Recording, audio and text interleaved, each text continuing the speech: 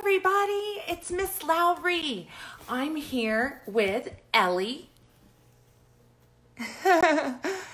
And we are excited you're joining us for our next Strong Girl story time, because we are proud to be strong Girl Scouts. And all of these ladies that we're reading books about show the 3 parts of Girl Scouts that we're working to grow every day in ourselves. Ellie, will you show us? Courage, confidence, character. A Girl Scout has it all in her. Courage, confidence, character. A Girl Scout has it all in her. You guys may wonder why we're wearing white and purple. It's because today we're talking about Susan B. Anthony, and she was a suffragette. Can you say that word? It's kind of funny. It sounds kind of like suffer, but it's not the word suffer. It's suffragette. A suffragette was someone who worked to get women the right to vote in our country, in America. And Susan B. Anthony was one of the most important suffragettes. And that's who we're learning about today. She had those 3 things. You can try to say it with me. So courage, you show your muscles. Courage, and then confidence is when you know you can do it. Confidence and character, you make a C right at your heart, because that's where your values come out. You live with kindness from your heart and honesty, character. A Girl Scout has it all in her. Here, let's say it together. Ready? Courage, confidence, character. A Girl Scout has it all in her. So we've got our purple, I've got a purple lei on. Oh, I forgot. I'm going to wear it like a band, like a, what do you call those things? I always forget. A sash. Because a suffragette would have worn, here, let me do it like this. You can lean in, Miss Ellie. Would have worn a white dress and a purple sash at a protest or at a parade where she was waving the flag and advocating for women's right to vote. So let's start, here, Miss Ellie, I'll let you hold that, with our Pledge of Allegiance. And I just want to say welcome. We're glad you guys are here. Welcome. Please join me in the Pledge of Allegiance. I pledge allegiance to the flag of the United States of America and to the republic for which it stands, one nation, under God, indivisible, with liberty and justice for all. And then please join us in that Girl Scout promise. On my honor, I will try to serve God and my country, to help people at all times, and to live by the Girl Scout law. And do you guys know the way we sing the Girl Scout law? It helps us remember it. I'll show you the motions in case you're still learning it. I will do my best to be honest and fair, friendly and helpful, considerate and caring, courageous and strong, responsible for what I say and do, and to respect myself and others, respect authority, use resources wisely, make the world a better place, and be a sister to every Girl Scout. Ellie. Okay, so look, Ellie and I have set up a tea party because our first book takes place at a tea party. And so we have a little pot of tea. We hope maybe you can join us for a little snack if you have one, or a drink. And we have some red roses because from my garden, red roses were a symbol that suffragettes used to get the vote for freedom. Suffragettes had some symbols, just like lots of different, Girl Scouts has a symbol, ours is the trefoil. Suffragettes, one of their symbols was a red rose. And this story is called Two Friends. I just realized, hey Jennifer, I just realized that, will someone tell me on there, this is backwards, isn't it? I should turn it around so it's not backwards. Is that right? Hi, is it backwards? Is the book backwards? I don't want the book to be backwards for you. I'll tell you about it and you can respond to me. This book is called Two Friends. It's about two people who worked for women's right to vote. Of course, we said one of them is Susan B. Anthony. The other one is Frederick Douglass. And you may have heard of him. He worked for women's right to vote, but also worked for the right for slaves to be free, the right to end slavery. Okay, it's backwards. I'll fix it. All right, so Ellie and I will read this book to you. This is how we'll do it. Zoop. All right, thanks for your patience. Here, Miss Ellie. It says go this way. All right. Two Friends by Susan B. Anthony. Oh, no, it's not by it's about Susan B. Anthony and Frederick Douglass, but I want you to know who it's by, Dean Robbins.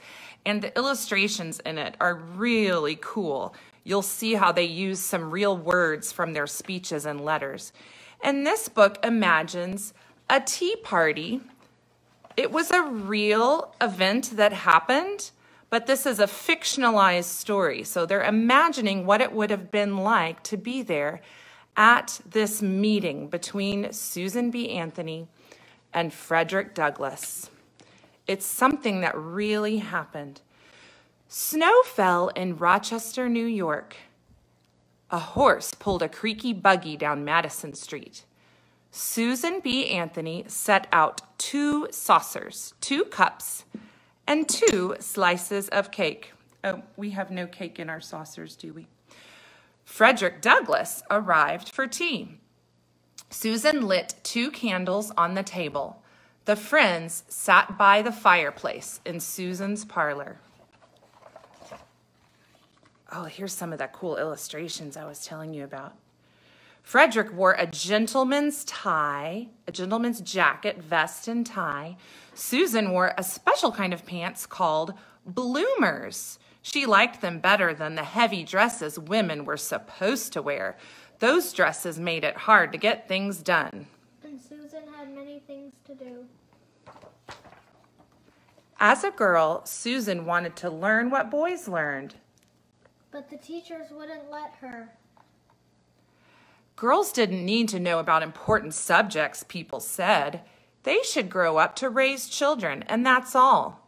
Susan's mother couldn't vote or own a house or go to college. Few women could. Susan wanted something more. She read about rights in the United States. The right to live free, the right to vote. Some people had rights, while others had none. Why shouldn't she have them too? Susan taught herself to give speeches. Some people liked her ideas about rights for women. Others didn't. Outrageous! The candles glowed in the parlor. Frederick sipped his tea. Susan asked him about his newspaper. He filled it with his own ideas about rights. Everyone is talking about my new issue, he said. Frederick grew up as a slave in the South. Slaves had to do everything the master said. But Frederick wanted something more. He secretly learned to read and write. New ideas thrilled him. This says, "We the people." Frederick read about the rights in the United States. The right to live free, the right right to vote? Some people had rights, while others had none. Why shouldn't he have them too? Frederick escaped from his master and headed north. He taught himself to give speeches. Some people liked his ideas about rights for African Americans. Others didn't. So just like Susan B. Anthony, some liked it, some didn't. Susan liked Frederick's ideas, and he liked hers. He moved to Rochester and got in touch with her. They promised to help each other so one day all people could have rights. So, Susan B. Anthony and all of the suffragettes will help Frederick Douglass get an end to slavery. And Frederick Douglass says he agrees women, all women, not just white women, all women should have the right to vote. The fire crackled. Snow fell outside the window. Frederick and Susan ate their cake And talked about their plans. So many speeches to give, so many articles to write, so many minds to change. They would get right to work as soon as they finished their tea. I like that book. There's a lot of work for them to do. This is Susan B. Anthony, a real picture. She lived from 1820 to 1906 and worked many of those years to earn women the right to vote, plus other rights we'll talk about. And here's a real picture of Frederick Douglass, who was born as a slave but escaped as a young man. He lived from 1818 to 1895. Now, let's see here. Okay, we are going to go now to another reading spot that we like in our house. Here, Ellie. Cheers. Nice tea party. And we're going to read to you some more about Susan B. Anthony. While we're going there, think about anything you could wear to take a picture, something that's white, maybe something that's gold or purple or gold. Gold is the other color for suffragettes. And I would love to see a picture of you dressed up like a suffragette holding a poster. And the poster could look anything like you want it to. We'll give you some ideas. Here, Ellie's holding one. Ellie made this one that says, Votes for Women. And it would be some kind of poster that suffragettes would carry at a parade. Here's another one. Ellie, will you hold that one, please? It says, this is from one of Susan B. Anthony's speeches. Failure is impossible. And the gold star is another symbol, like the red rose. Let me show you a few more symbols. Here, Miss Ellie. For the women's suffrage movement, the right to vote. Oh, I think it needs to charge more. Okay, we'll let it charge and we'll read. Is it plugged in? Here, will you plug it in for me? Okay. So this is the next book we're going to read. It's called Marching with Aunt Susan, written by Claire Rudolph Murphy, illustrated by Stacy Shute. There's one that says, Votes for Women. And so once you take that picture and make a poster, send it to our Facebook page, post it as a comment on our Facebook page, and we would love to, that'll help you earn your Centennial 19th Amendment patch. We are celebrating 100 years of women's right to vote. So send in your picture and save your poster, and then once we get ready to be together again for one of our book clubs or for this summer sometime or before the election, just for fun, we could have our own suffragette parade to remind all the mommies and aunts and grandmas to go vote. Okay. Got it? Marching with Aunt Susan. I want to tell you that this book is based on another true story. There was once a girl named Bessie. She was a real girl who lived in Berkeley, California in 1896. And her mother knew Susan B. Anthony. Back then, if you were helping with the suffragette movement, you called her Aunt Susan. So this is about Bessie meeting Aunt Susan. Oh, yeah, and I think we are supposed to hold it that way. Yeah, does that work? Okay. Marching with Aunt Susan. And there's another banner, Failure's Impossible. Papa took my brothers hiking, but not me. Strenuous exercise is not for girls, Bessie, he told me. I keep saying that. You're not strong enough, Enid said. It's not ladylike, Charlie added.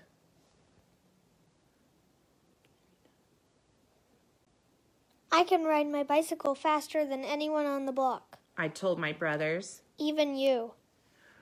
Girls shouldn't ride bicycles either, Charlie said. And they left without me. Inside, Mama bustled around, preparing for a party. I'm strong enough to hike, I said. Papa wouldn't take me along just because I'm a girl. You can help me get ready for the suffrage tea, Mama said. Aunt Mary will be arriving soon with our guest of honor, Miss Susan B. Anthony. Suffrage? I'm the only one who's suffering. I picked up the newspaper and stared at Miss Anthony's photo. She looks like a crabby old lady.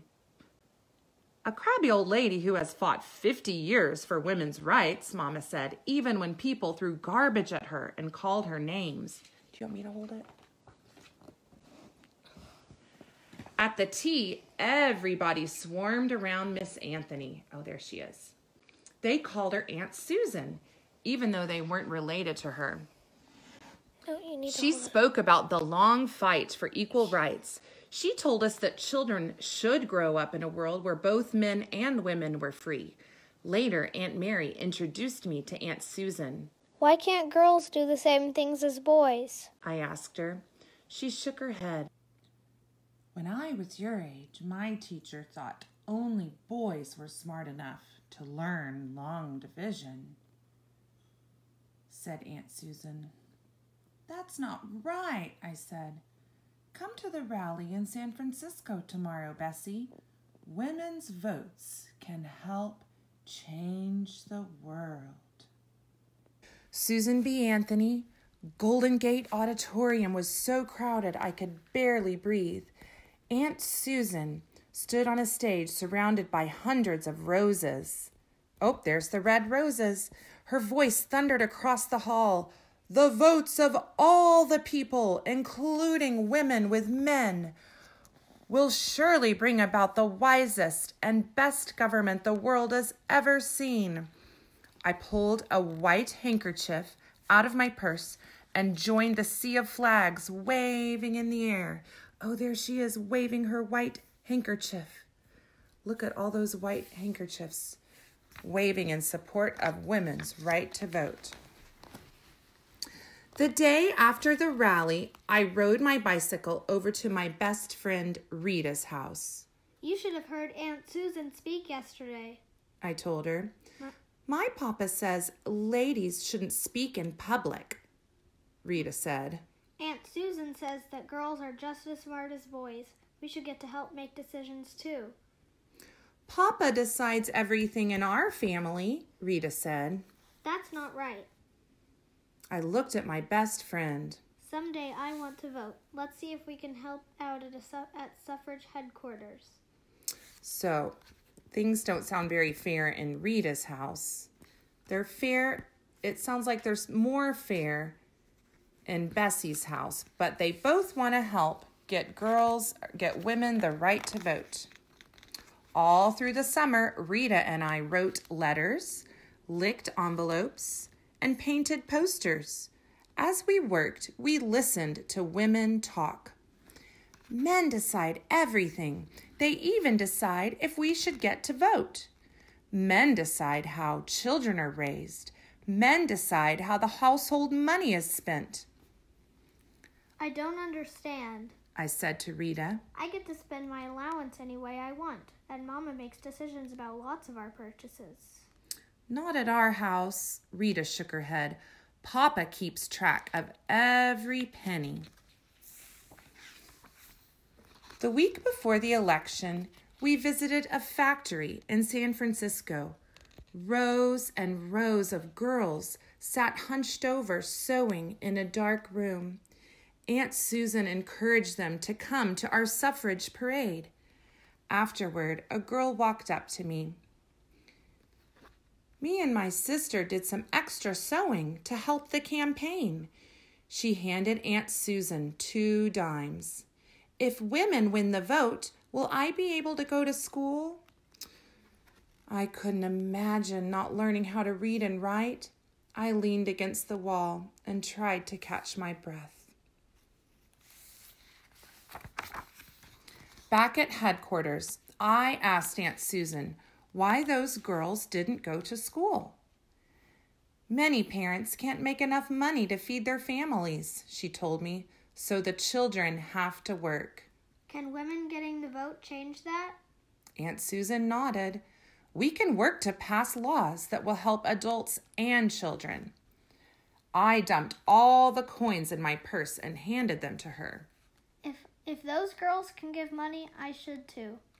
Later, I painted a picture of the factory girl on a banner for the parade. Rita printed the letters. So there's their banner for a parade. Votes for schools for girls. Yes. And there's the picture of the girl from the factory. Sunday afternoon before the vote, Rita, Mama, and I marched along carrying our banner. The crowd cheered. There's some of the signs from the crowd. And we sang new lyrics to My Country 'Tis of Thee. Do you guys know that song? Let's try singing these words to that tune. Our country now from thee, claim we our liberty in freedom's name.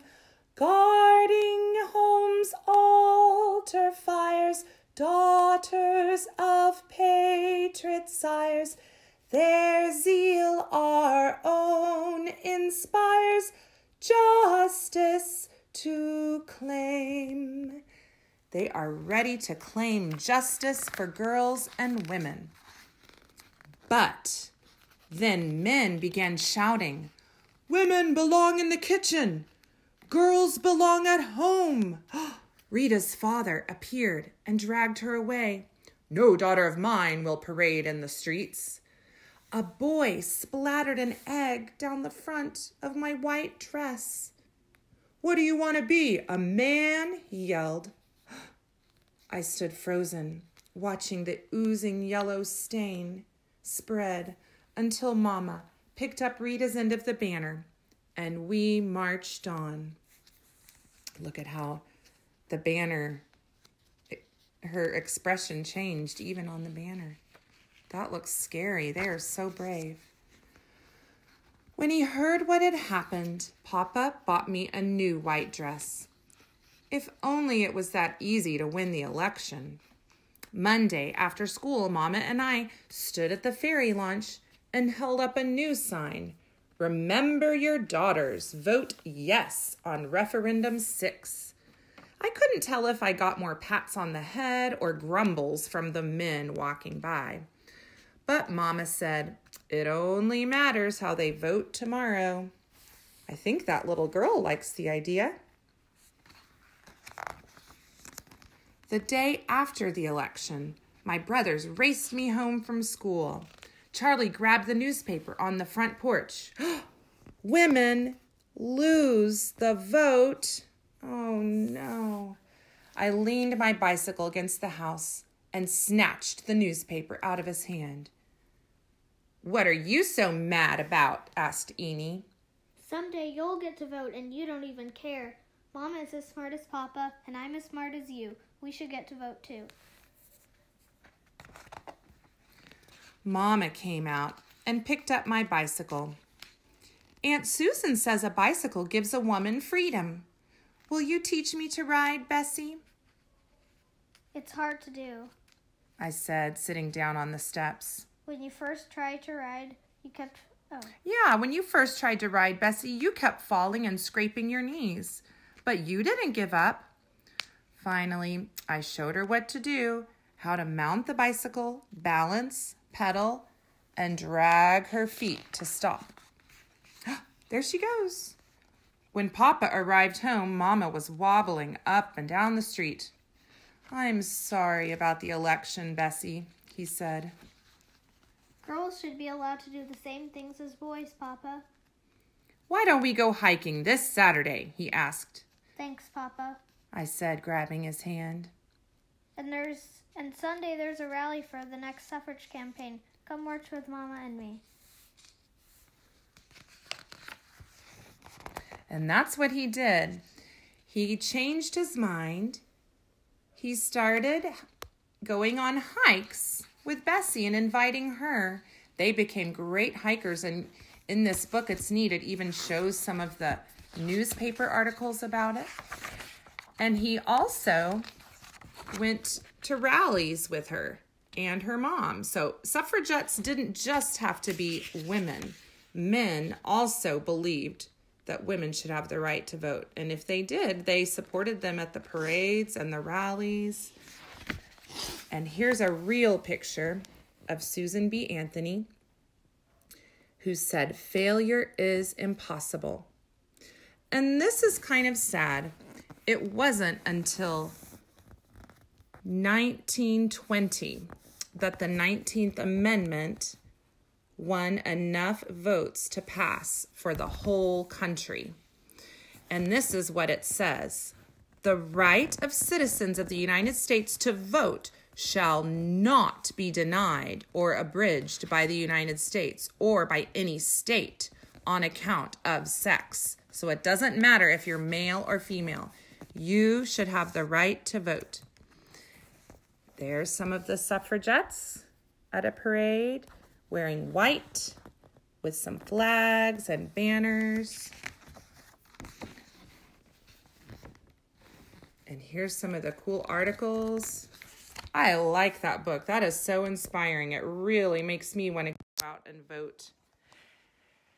And we thank you guys for joining us. We can't wait to see your pictures and your posters.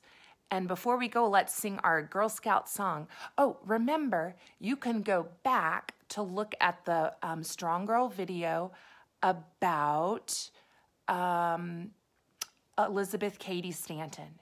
She was another one of the important suffragettes that helped us get the right to vote. So Elizabeth Cady Stanton, Susan B. Anthony, and we've got another one coming up who was not a suffragette, but she is a Black woman politician. After women got the right to vote, she even became the first Black congresswoman from Texas to go to Washington, D.C. And her name is Barbara Jordan. So we want to share that with you next time. She's an amazing woman, and we're going to read a book called What Do You Do with a Voice Like That? And after you read these 3 books with us and do the activity, then you earn your awesome 19th Amendment patch. So thank you for doing those. Let's sing our closing song together from wherever you are. You can sing with us. Right over left. Here, you stick it there. Yeah, that works. Make new friends, but keep the old. One is silver and the other gold. A circle is round, it has no end. That's how long I want to be your friend. And we could say, go vote Girl Scouts, and then unwind. Yay! Bye, friends.